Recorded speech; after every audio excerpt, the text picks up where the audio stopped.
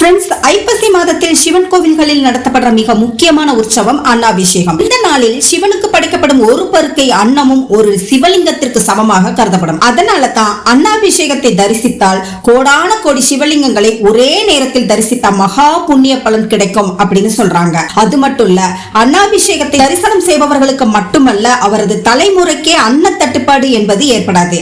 அப்படிப்பட்ட மிக பெரிய புண்ணியத்தை தரக்கூடியது ஐப்பசி மாத பௌர்ணமியும் அஸ்வினி நட்சத்திரமும் இணைந்து வரும் நாளில் நடத்தப்படும் இந்த அன்னாபிஷேகம்.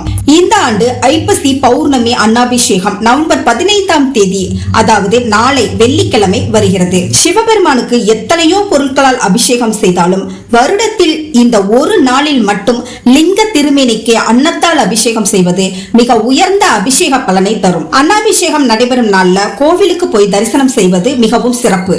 இந்த நாளில் அன்னாபிஷேகத்திற்கு அரிசி, காய்கறிகள் வாங்கி கொடுப்பது சிறந்தது.